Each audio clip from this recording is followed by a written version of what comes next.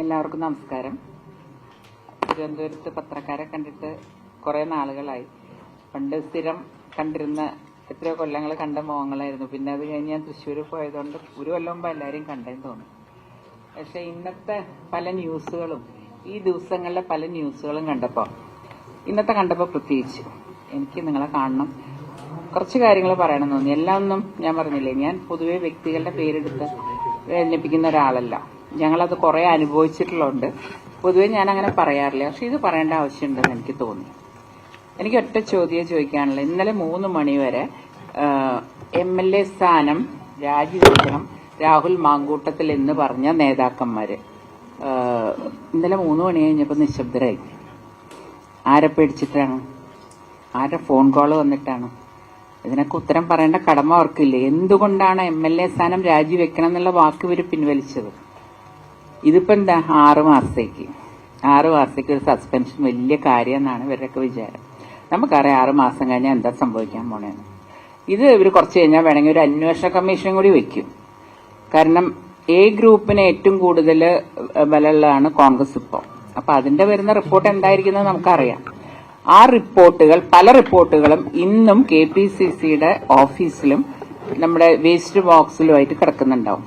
കാരണം ഞാൻ തന്നെ എന്റെ തോൽവിനെ പറ്റി കൊടുത്ത പരാതി, എനിക്ക് പരാതി കിട്ടിയിട്ടില്ല എന്ന് KPC പ്രസിഡന്റ് പറയുന്ന കേട്ടപ്പോൾ, കാരണം കൊടുത്ത ഞാൻ പറയണത്, കിട്ടിയ ആള് പറഞ്ഞത് പരാതി കിട്ടിയിട്ടില്ല എന്ന്. അപ്പൊ ഇതും അത്രയേ ഉള്ളൂ. പരാതിയൊക്കെ നന്നായിട്ട് വന്നിട്ടുണ്ട്, അത് പലരുടെ കയ്യിലും ഉണ്ട്. അപ്പൊ അതുകൊണ്ട് പൊതുപ്രവർത്തകരായിട്ടുള്ള ആൾക്കാര് കള്ളത്ര അധികം പറയാതിരിക്കുകയാണ് നല്ലത്. എനിക്ക് ശ്രീ VD സതീശനോടൊന്ന് ചോദിക്കാനുള്ളത്, അദ്ദേഹത്തിനോട് കുറച്ചു കാലം മുമ്പ് ഈ പെൺകുട്ടി ഒരു പരാതി പറഞ്ഞു എന്ന് അദ്ദേഹം തന്നെ സമ്മതിച്ചിട്ടുണ്ട്. എന്നിട്ട് അദ്ദേഹം അച്ഛൻ എന്ന നിലയിൽ എന്ത് നടപടി എടുത്തു? അത് നമുക്കും കൂടി അറിയണ്ടേ. ഇത് ലീഗലായിട്ട് പോവാം, അല്ലെങ്കിൽ KPC പ്രസിഡന്റിനോട് പറയാം, അല്ലെങ്കിൽ AICCയിൽ പറയാം. ഇതിൽ എന്തെങ്കിലും അദ്ദേഹം ചെയ്തിട്ടുണ്ടോ? അദ്ദേഹം നടപടി എടുത്തു എന്ന് പറയുമ്പോൾ നമ്മൾ അതേമാതിരി അങ്ങ് വിഴുങ്ങിക്കൊള്ളണം എന്നാണ് ഇവരുടെയൊക്കെ വിചാരം. അപ്പൊ എന്തുകൊണ്ടാണ് ഞാൻ പറഞ്ഞത്, നിങ്ങളെല്ലാ മാധ്യമങ്ങളും ജനങ്ങളും എല്ലാവരും പറഞ്ഞു, ഇതിനെപ്പറ്റി പറഞ്ഞു, എല്ലാ ന്യൂസുകളും പുറത്തുവിട്ടു. രാഹുൽ മാങ്കൂട്ടത്തിന് വല്ല അനക്കമുണ്ടാ? അയാൾ അനങ്ങില്ല. കാരണം അയാളുടെ കയ്യിലുള്ള പല സാധനങ്ങളും പുറത്തേക്ക് വന്നാൽ പലരുടെയും തല പോവും. അതുകൊണ്ട് അവര് നോക്കിയപ്പം ജനങ്ങൾക്ക് പ്രശ്നമായാലും എന്തായാലും പ്രശ്നമില്ല, ഞങ്ങളുടെ തടി രക്ഷിക്കണം എന്നുള്ള ഒരു ഇത് മാത്രമേ ഇതിലുള്ളൂ. ഇതിൽ ഒരു വിശ്വാസ്യതയും ആർക്കുമില്ല.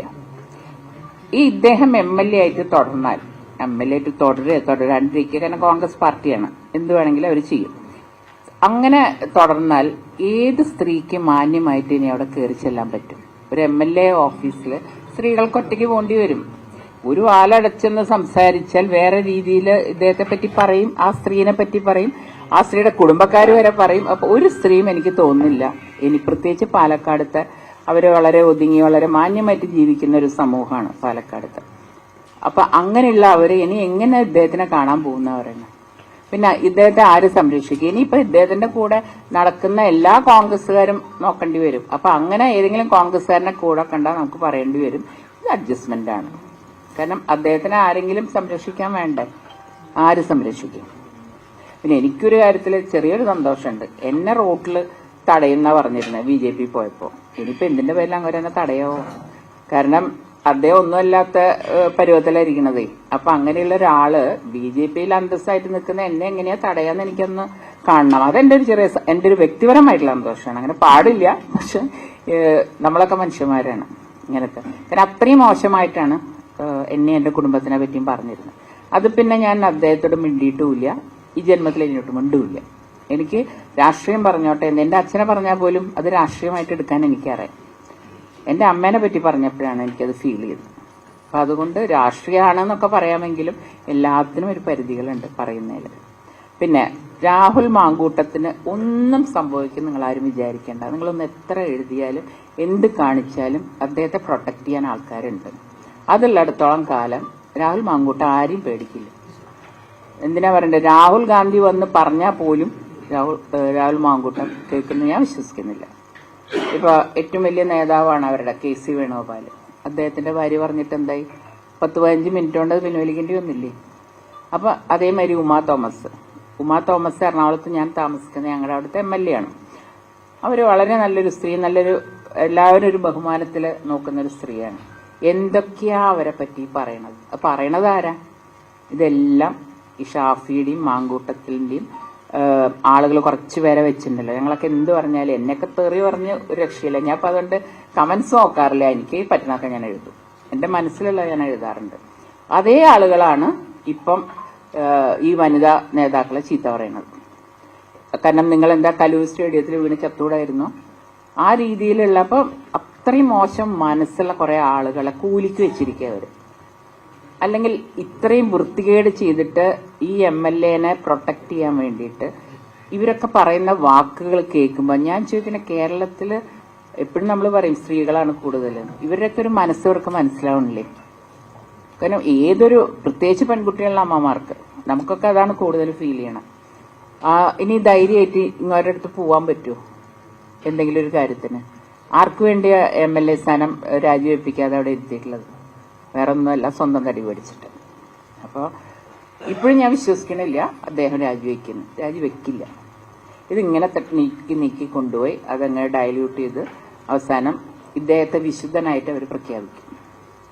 അതാണ് ഉണ്ടാവുന്നത്. ഈ പരാതി പറഞ്ഞ സ്ത്രീകൾ മോശക്കാരും ഇത് ചെയ്ത ആള് വിശുദ്ധനാവും. അതാണ് കോൺഗ്രസ് പാരമ്പര്യം. അത് മുമ്പൊന്നും അങ്ങനെ ആയിരുന്നില്ല. ഞാനും അതിലേക്ക് ജനിച്ചു വീണതാണ്. പക്ഷെ ഇപ്പോഴത്തെ ഞാൻ പോക്ക് കണ്ടിട്ട് എന്താ പറയണ്ടത്, എല്ലാ വൃത്തികളുടെ ഒരു കൂത്ത് ഇതായിട്ട് മാറിയിട്ടുണ്ട്.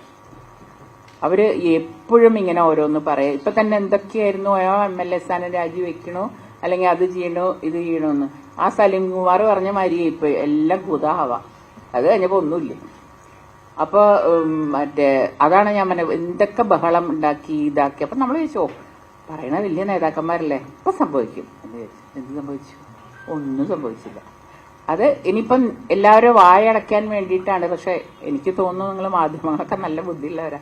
ഞാൻ ഈ തലമുറ കണ്ടു വന്നിട്ടുള്ളതാണ്. അപ്പൊ നിങ്ങളെയൊന്നും പറ്റിക്കാൻ ആർക്കും പറ്റില്ല. പക്ഷെ നിങ്ങളെപ്പോലും മിണ്ടാതാക്കി അവര്. കാരണം അപ്പൊ ആ രാഹുൽ മാങ്കൂട്ടത്തിന്റെ കയ്യിലുള്ള ആയുധം എന്താണ്, എങ്ങനെ നിശബ്ദരാക്കി, അത് കാലം തെളിയിക്കും. കാരണം എല്ലാ സത്യങ്ങളും ഒരു കാലത്ത് പുറത്തു വരുന്ന വിശ്വസിക്കുന്ന ആളാണ് ഞാൻ. ഇപ്പൊ ഓരോന്നോരോന്നായിട്ട് വരുന്നുണ്ട്, ഇനിയും വരാനുണ്ട്. ഇത് ചെറിയൊരു തുടക്കമായിട്ട് പലരും വീഴും. എന്റെ ഒരു കേട്ടറിവ് അനുസരിച്ചാട്ടോ അദ്ദേഹം പറഞ്ഞു എന്നാ പറയണേ, ഞാൻ പോവുകയാണെങ്കിൽ 2-3 പേരുടെ തലയും കൊണ്ടേ പോവുള്ളൂ.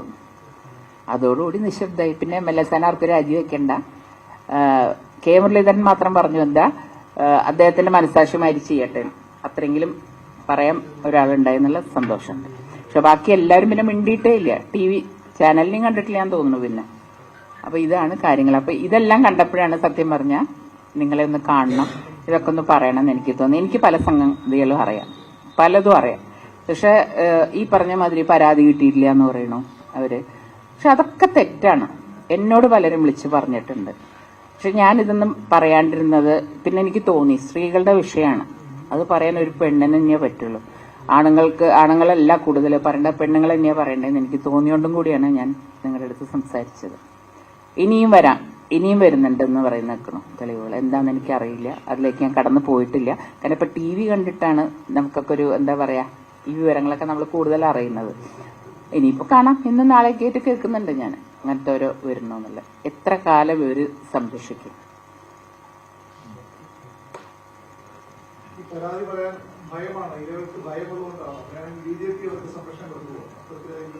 ആർക്ക്?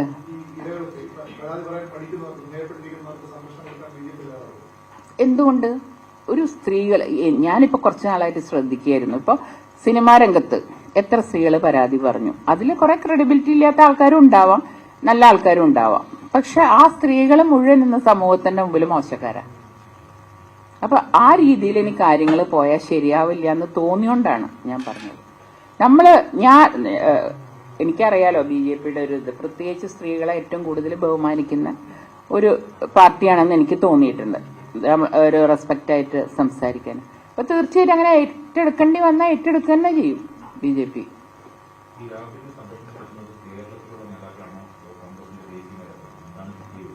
കേരളത്തിലെ നേതാക്കൾ തന്നെയാണ്. കേരളത്തിലും ഉണ്ട്, ഡൽഹിയിലും ഉണ്ട്.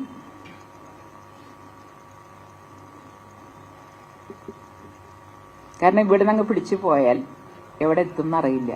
ഏറ്റവും മുകളിലേക്ക് എത്തിയാലോ ഒന്നും നിശ്ചയിക്കാൻ പറ്റില്ല. പല കാര്യങ്ങളും ഉണ്ട് അതിൽ. ഇതിൽ പറയുന്ന പല നേതാക്കന്മാരും ഞാൻ കുഞ്ഞുനാളോട്ട് കണ്ടിട്ടുള്ളതാണ്. ഇവരെ സ്വഭാവം എനിക്ക് അറിയുന്ന മാതിരി വേറെ ആർക്കും അറിയില്ല. എല്ലാവരും അറിയരുത്.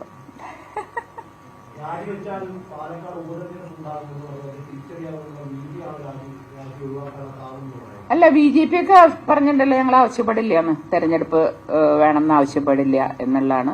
പക്ഷെ ആ പേര് പറഞ്ഞിട്ട് രാഹുൽ മാങ്കൂട്ടത്തിനെ സംരക്ഷിക്കാനാണ് ഇവർ നിൽക്കുന്നത്. അത് പേര് പറയാ. അപ്പൊ ആൾക്കാർക്കും തോന്നുന്നല്ലോ, ഓഹ് എന്തൊരു സ്നേഹമുള്ളവര്, കാരണം ഇവിടെ പൈസ ഇനിയും ചെലവാവും, അങ്ങനെ ഇങ്ങനെയൊക്കെ പറയുമ്പോ അപ്പൊ ജനങ്ങൾക്കൊരു വിശ്വാസം വരുമല്ലോ അക്കാര്യത്തില്. അതിനുവേണ്ടി മാത്രം പറയണം. അതുകൊണ്ടൊന്നുമല്ല, ഇതൊന്നുമല്ല കാര്യം. പലരുടെയും തല പോകുന്നുള്ളതുകൊണ്ട്. കാരണം രാഹുൽ മാങ്കൂട്ടത്തിന് ഇനി ഒന്നും നോക്കാനില്ല പറയാൻ. ആളെല്ലാം കൈവിട്ട് നിൽക്കുകയല്ലേ. അപ്പൊ എന്ത് വേണമെങ്കിലും ആള് പറയാം. നമുക്ക് പറയാം ആൾക്ക് മനസ്സിന്റെ വിഷമം. ഒന്നുമല്ല, ആളുടെ കയ്യിൽ എനിക്ക് വ്യക്തമായിട്ടുള്ള തെളിവുകളുണ്ട് എന്ന് ഞാൻ കേട്ടു തുടങ്ങിയിട്ട് കുറച്ച് നാളായി. പിന്നെ ഇത് അതിന്റെ കാര്യമല്ലാത്തതുകൊണ്ട് ഞാൻ കോൺഗ്രസ് പാർട്ടി അവർ തീരുമാനിക്കട്ടെ എന്ന് വിചാരിച്ചു. പക്ഷെ ഇത് മൊത്തം ഇപ്പൊ കേരളത്തിനെ സംബന്ധിക്കുന്ന ഒരു കാര്യം, ഇവിടുത്തെ സ്ത്രീകളുടെ ഇതിന്റെ ഒരു കാര്യമാണ്. ഇതൊന്നും എന്നിട്ട് ഇനി സ്ത്രീകൾക്ക് നീതി കിട്ടുമോ? ഞാൻ വിശ്വസിക്കുന്നില്ല. നീതി കിട്ടുന്ന ഞാൻ വിചാരിക്കുന്നില്ല. ഇത് എങ്ങനെ പോകും നമുക്ക് പറയാൻ പറ്റും.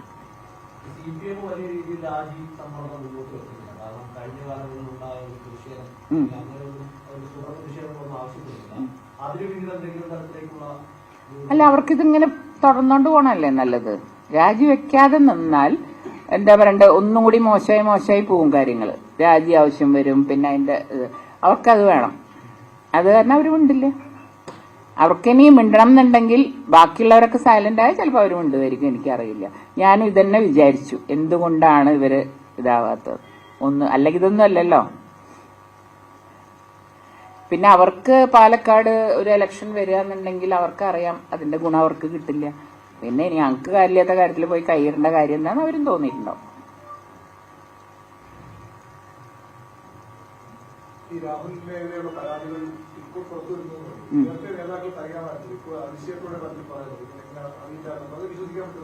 അല്ല, നമ്മുടെ ആ പെൺകുട്ടി പറഞ്ഞിട്ടുണ്ട് ഞങ്ങൾ നേരത്തെ പരാതി കൊടുത്തു എന്ന് പറയുന്നുണ്ട്.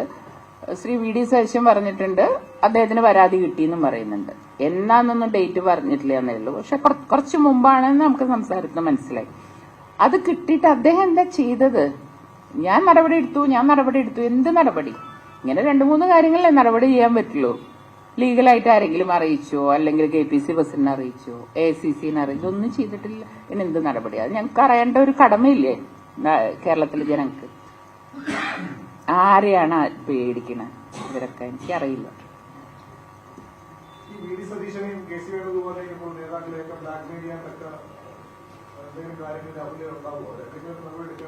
അല്ല, ഇവരൊക്കെ മനുഷ്യന്മാരില്ലേ, ദൈവങ്ങളൊന്നല്ല. അപ്പൊ എല്ലാ മനുഷ്യന്മാർക്കും എല്ലാ വീക്ക്നെസ്സുകളൊക്കെ ഉണ്ട്. എന്ന് വെച്ചിട്ട് ഞാൻ ആരെയും പേരൊന്നും പറയുന്നില്ല. പക്ഷെ ഏറ്റവും ഞാൻ പാർട്ടിയിൽ നിന്ന് പോന്നതിന്റെ കാരണം തന്നെ ഒരു നേതാവിന് എനിക്കെതിരെ എന്നെ സപ്പോർട്ട് ചെയ്യരുത് എന്നും പറഞ്ഞൊരു വിഭാഗം അവര് ബ്ലാക്ക് മെയിൽ ചെയ്തിട്ടാണ്. അപ്പൊ എനിക്ക് മനസ്സിലായി നമുക്കിവിടെ വന്നിട്ട് ഒരു രക്ഷയില്ല. കാരണം ആ ഒരു ഭീഷണിനേക്കാളും വലുത് നമ്മളുള്ള സ്നേഹത്തിന്റെ പേരിലൊന്നും അവർ ചെയ്യില്ല. അപ്പൊ മടുത്ത് ഞാൻ കുറെ നാളുകളെ ക്ഷമിച്ച് അതിന്ന് പോയത്. പക്ഷെ അതിലുള്ള പലർക്കും ഇപ്പൊ തിരിച്ചടികൾ കിട്ടുന്നുണ്ട്. അപ്പൊ സത്യം എന്റെ ഭാഗത്താന്ന് എനിക്ക് മനസ്സിലായി നല്ല രീതിയിൽ. കാരണം ഒരു സ്ത്രീനെ വിഷമിപ്പിക്കുമ്പം അങ്ങനെയുള്ള സ്ത്രീ മുഖാന്തരം എനിക്ക് വിഷമം വരും എന്നുള്ള തിരിച്ച അറിവ് ഇപ്പൊ അവർക്കുണ്ടായിട്ടുണ്ട്. അത് തന്നെയല്ല വലിയ കാര്യം. ഞാൻ ആരോടും പ്രതികാരത്തിനൊന്നും പോകാറില്ല. ഞാനൊരു ദൈവവിശ്വാസിയാണ്. പരാതികളെല്ലാം പണ്ടച്ഛൻ പറഞ്ഞ ഒരു ഭഗവാനോട് മാത്രം. അതും വലിയ ശക്തി ഇല്ലല്ലോ. രാഹുൽ ഗാന്ധി പറഞ്ഞാൽ പോലും രാഹുൽ മാങ്കൂട്ടത്തിലെ പുറത്താക്കാൻ സാധ്യതയില്ല. അത്രയ്ക്ക് കേരളത്തിലെയും കേന്ദ്രത്തിലെയും നേതാക്കന്മാർ ഭയപ്പെടാൻ മാത്രമേ എന്താണ് രാഹുലിന്റെ കയ്യിലുള്ളത്? അത് രാഹുലിനോട് ചോദിക്കണം. പിന്നെ ഞാൻ കണ്ടിട്ടില്ല. അത് എന്തിനാ നമ്മള് തോക്കെടുത്ത് വെടിവെക്കേണ്ട കൂടട്ടോ എന്ന് പറയേണ്ട കാര്യം എന്താ? നമ്മൾ വെടിവെക്കും പറഞ്ഞൂടെ എന്തൊക്കെ സംഗതി എന്ന്. അത് വെടിവെക്കണാണ് സംഗതി. രാഹുൽ മാങ്കൂട്ടത്തിന്റെ കയ്യിൽ എന്താന്നുള്ളത് നിങ്ങൾ ഇത്രയും അന്വേഷണം ചെയ്യുന്നതല്ല. നിങ്ങൾ വെറുതെ അധികം ഒന്നും അന്വേഷിക്കണ്ട, ചെറുതായിട്ടൊന്ന് അന്വേഷിച്ചാൽ നിങ്ങൾക്ക് കിട്ടും. എന്താണ്. വളരെ വർഷങ്ങളോട് കോൺഗ്രസിൽ ഉണ്ടായിരുന്ന ഒരാളാണ്. ഏകദേശം ഒരു ധാരണ ഉണ്ടാകുമല്ലോ ഈ ഒരു വിഷയം. ധാരണയൊക്കെ എനിക്ക് പണ്ടേ ഉണ്ട്. അത് എല്ലാം ഒന്നും നമുക്ക് പറയാൻ പറ്റില്ല, പറഞ്ഞ മാതിരി പല. പക്ഷെ അന്ന് ഞാനൊക്കെ കുട്ടിക്കാലത്ത് ഇങ്ങനത്തെ ഒരു പൊളിറ്റിക്സ് ഒന്നും ഞാൻ അങ്ങനെ കണ്ടിട്ടില്ല. അങ്ങോട്ടും ഇങ്ങോട്ടും വഴക്ക് ഇതൊക്കെ ഉണ്ടാവുന്ന സമയത്ത് പരസ്പര ബഹുമാനം ഉണ്ടായിരുന്നു. ഇന്നിപ്പോ അങ്ങനെയല്ല, എല്ലാവരും പിന്നിൽ കത്തിച്ചിട്ട് നടക്കണം. പിന്നെ അന്നൊക്കെ 1-2 ഗ്രൂപ്പുകൾ, നമുക്ക് നേതാക്കന്മാരെ കാണണമെങ്കിൽ 2 പേരെ കണ്ടാൽ മതി. ഇന്നിപ്പോ അങ്ങനെയല്ല, ഓരോരുത്തരും നേതാക്കന്മാരാ. അത് നമ്മൾ ആ വീട്ടിൽ പോയാൽ അപ്പൊ അവിടുന്ന് വിവരം കൊടുക്കും, കാണാൻ പോയി. അപ്പൊ കാണുമ്പോ മുഖത്ത് ഭാവവ്യത്യാസം എന്തായിരുന്നു, ചേച്ചി അവിടെ പോയില്ലേ, ഞാൻ എനിക്ക് എല്ലാവരും വരുമാതിരി, ഞാൻ നിങ്ങളെയൊക്കെ കുട്ടിക്കാലം തൊട്ട് കാണുന്ന എന്താ, അതുപോലും പിടിക്കില്ല അവർക്ക്. അത്രയും പരസ്പര ഒരു ഞാൻ പറയില്ലേ, ഇനിയിപ്പോ എന്തൊക്കെ ഈ രാഹുൽ മാങ്കൂട്ടം ചെയ്താലും അദ്ദേഹത്തെ ആര് വിശ്വസിക്കും? അതായത് കൂടെ നടന്ന് ചതിച്ചതാണ് നേതാക്കന്മാരെ, അവരത്രയും വിശ്വസിച്ചു. അല്ലാണ്ട് എനിക്ക് തോന്നുന്നില്ല ഷാഫി ഒന്നും ഇത്ര സ്നേഹമായിട്ടാണ് മാങ്കൂട്ടത്തിനെ പ്രൊട്ടക്ട് ചെയ്യണമെന്ന്. അതെന്താന്നുള്ളത് നിങ്ങൾ തന്നെ അന്വേഷിക്കണം.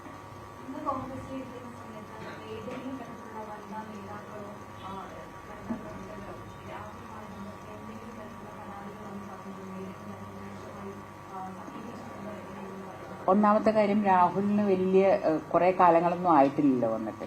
രാഹുൽ വരുന്നത് ചാനൽ ചർച്ചയിൽ കൂടിയാണ്. അതിനൊരു ദിവസം ഞാൻ കമന്റ് അടിക്കുകയും ചെയ്തിട്ടുണ്ട് KPCയിൽ. ഞാൻ പറഞ്ഞു ഈ ചാനൽ ചർച്ചയിൽ കൂടെ വലുതായത് ഒരാൾ വരണം എന്ന് പറഞ്ഞു. അത് അങ്ങനെ കുറെ ആളുകൾ പറഞ്ഞപ്പോഴാണ് അദ്ദേഹം പോയി അടി കൊണ്ടതും ജയിലിൽ കിടന്നതൊക്കെ. അത് വലിയ സംഭവമായിട്ട് എല്ലാവരും എഴുതി. അത് ആരുടെ സപ്പോർട്ടോടിട്ടാണ് ജയിലിൽ പോയി കിടന്നതെന്ന് പോലും ഞങ്ങൾക്കറിയാം. അപ്പൊ ഞാൻ എന്നിട്ട് പറയുകയും ചെയ്തു, ഇനിയിപ്പോ ആ നേതാവായിക്കോളും.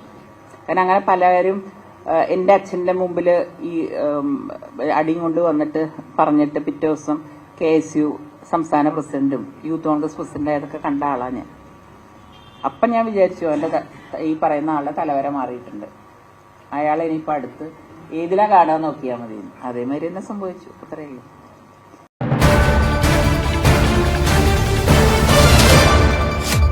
MC ന്യൂസ്, കനേഡിയൻ മലയാളികളുടെ വാർത്താജാലകം.